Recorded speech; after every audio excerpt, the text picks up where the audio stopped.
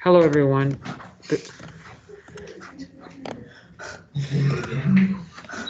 Hello, everyone. This is going to be your video that's going to help you support you in prompt number 3. Prompt number 3 is right here. Let me share my screen.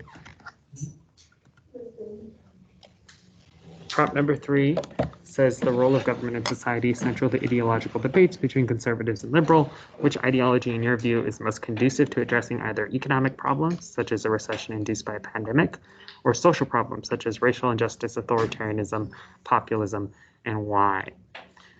And so we had discussed in class, I kind of prompt you in this prompt to think about the differences between these ideologies in terms of the role of government in our society.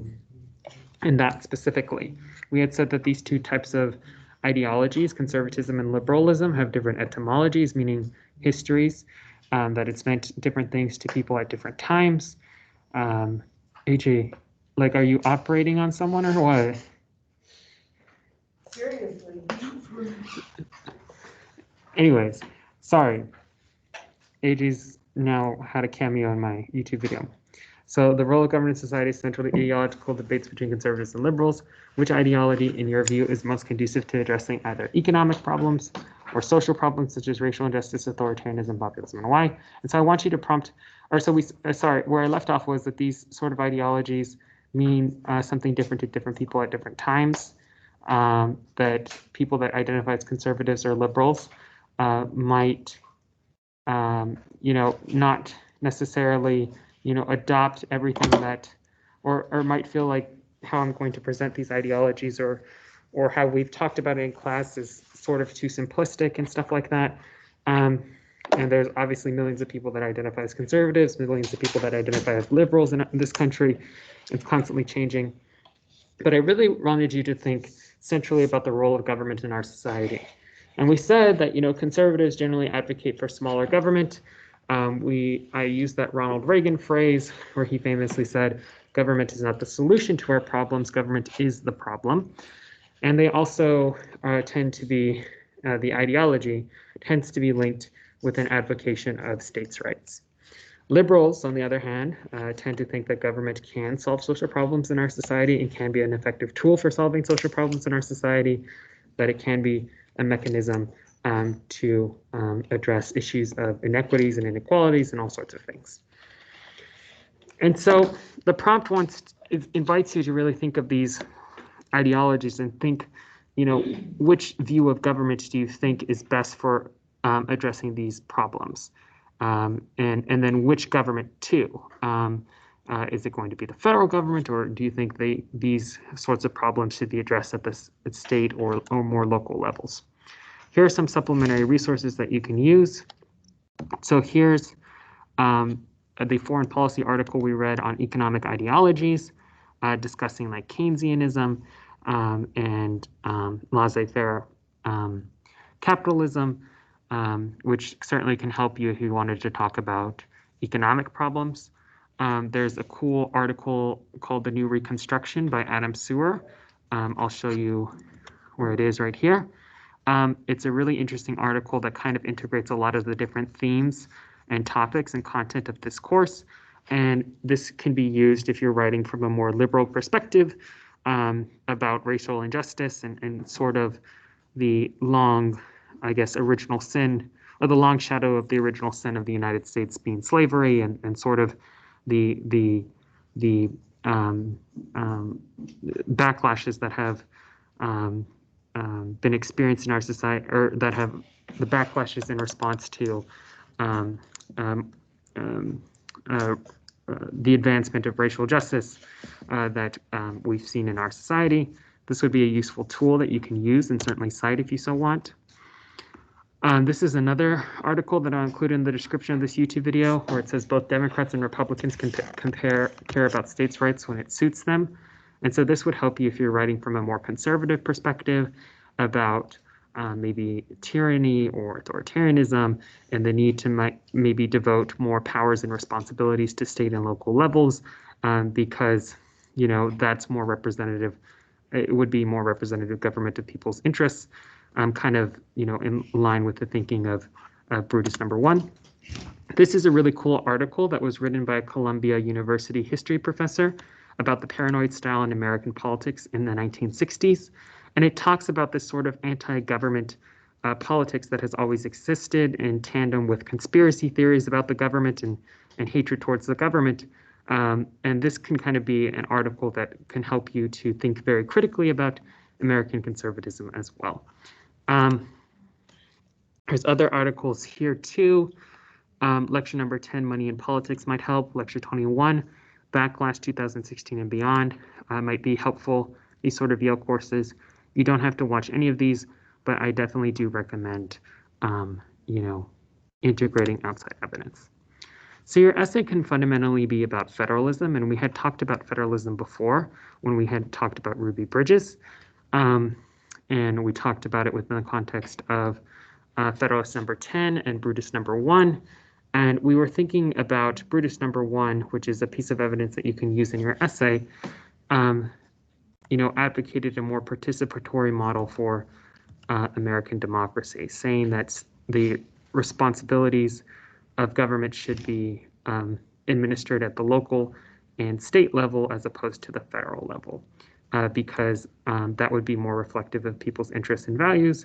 And Brutus number 1 famously was very critical of a large republic because it said it would not represent people's interests and values. Federalist number 10, in contrast, which was a response to Brutus number 1, and Brutus number 1 was a response to the then proposed Constitution. Federalist number 10 said that a large republic was actually beneficial for democracy because it inhibited tyranny of the majority, because it forced groups that had a lot of power and dominance at the local level to compete and ally with other groups in a larger republic to get what they want enacted into laws. And so it was kind of establishing the virtues of a more or a larger republic. So, this tension between where powers and responsibilities should be, was present at, in these federalist, anti-federalist debates, and certainly it can be the topic of your essay, and that's kind of what I want your evidence to reflect and integrate that evidence into whatever argument you're making. So we had talked about federalism. So this seems like a very obvious critique of states' rights because the federal government had become instrumental in school integration, for enforcing school integration against the will of, the southern states that had resisted. And so we can see here federal U.S. Marshals enforcing school integration with Ruby Bridges. We had also discussed some of the, or not necessarily the downsides, but the inequalities that federalism produces. So here you can see public education spending, and you can see just the wide variation in public education spending across the 50 states of the United States. Here, we had also discussed the inequalities that federalism produces across states. Federalism, by the way, is the sharing of power between state and the federal governments, and this the powers in which the state governments have reserved authorities in, or the domains in which the state governments are instrumental for policymaking, have been the domains in which we've seen a lot of inequalities across our society. So here you can see cannabis or weed legalization, and you can see the sort of different variation across this. And so your essay can talk about federalism and can talk about the inequalities that federalism produces and whether you think that's interesting, right? You can talk about sort of the United States has laboratories for democracy. Maybe a state is thinking about legalizing weed, but they want to see how Colorado and California do it first, and if the rollout is safe and how they can learn from it, right? As opposed to just like all 50 states legalize it at the same time. Or maybe a state feels like that's not compatible with the values and interests of their voters, and so therefore doesn't want to legalize marijuana. And so you can see, and you can see sort of the virtues in this system in sort of the inequalities that federalism produces across states, or I would not say necessarily inequalities, but lack of consistency that federalism produces, specifically where the states exert a lot of power and domain. But certainly the story of AP government and US government has been one in which the federal government has amassed increasing power over several years. So we talked about the expansion of federal government's role in touching our lives, particularly since like New Deal legislation in the 50s, or I'm sorry, in the 40s and 30s, 40s, and 50s. The Great Society of Lyndon B. Johnson expanding Medicare and Medicaid, all sorts of social welfare programs that have expanded since. The federal government has played an increasing role in a lot of our lives. And so these are the sorts of evidence that you can use. These are the sorts of evidence that I want you to use from the list here: name, describe, and explain. And we had discussed this. We had discussed that the 10th Amendment, almost done.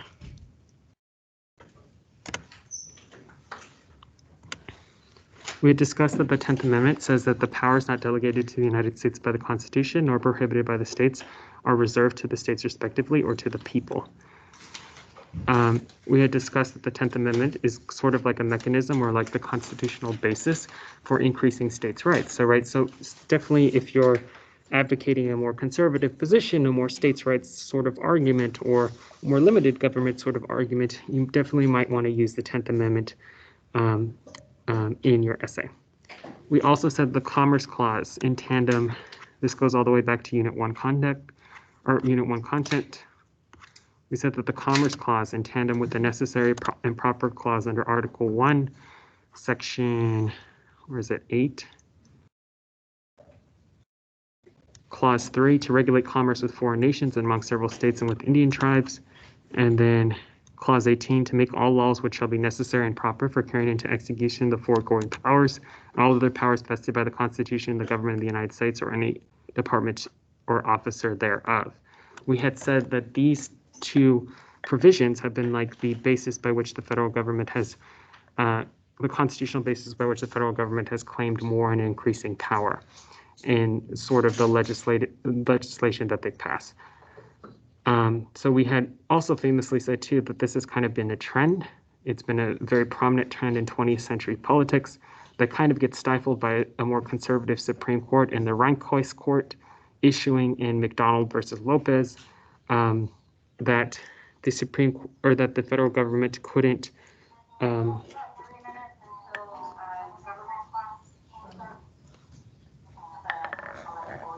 oh gosh, 3 minutes into my class starts.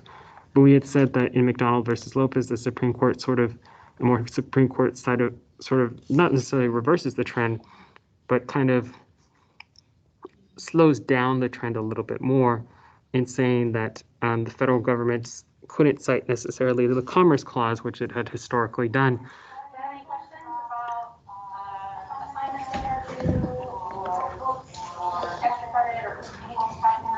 Couldn't cite the Commerce Clause to historically. They couldn't cite the Commerce Clause to ban guns from schools, or to issue gun-free zones and charge someone under federal law for violating that. They said that that power was reserved for the states, and that they couldn't use the Commerce Clause as a constitutional basis for passing a federal ban against guns, or for a federal law making it illegal to bring a gun onto school property. Keynesianism is like government money, or is an economic theory that turns ideology about the importance of spending government money in times of recession. So this is more, if you, again, advocating a more liberal perspective, laissez-faire economics, it's this hands-off approach to the economy, this belief that there are self-rectifying mechanisms within the economy, but in the effort to maybe fix the economy, the government can lead to catastrophe. We had talked about Malcolm X and the Ballad of the Bullet, and some of you kind of identified that he is sort of a black conservative in his advocation of self-reliance. He's suspicious of government. And then we had also talked about Martin Luther King and Letter from a Birmingham Jail. And Martin Luther King definitely wants and sees the federal government as a mechanism to sort of rectify injustices, to pass a Civil Rights Act, to pass a Voting Rights Act, and all those sorts of things that, you know, suggest that the governmental role in society is important and robust. So you can see how you can kind of use those two, you know, pieces of evidence in your respective arguments, whether they be conservative or liberal. We had also talked about the Southern strategy, which is sort of, it's a political strategy used by Richard Nixon, where they talked, they were trying to capitalize on white racial resentment to the racial progress experienced in the 60s through the Civil Rights Act, talking about stuff like states' rights and law and order, which becomes very synonymous with that or you can use this as a piece of evidence kind of critical of maybe conservative ideology and their ability to rectify racial injustice. And then we talked about Produce number 1 in Federalist 10 and Federalist 51 we've talked about before. Okay, so hopefully this video is helpful. If it's not, sorry, but this is the best I can do because I'm going to teach right now.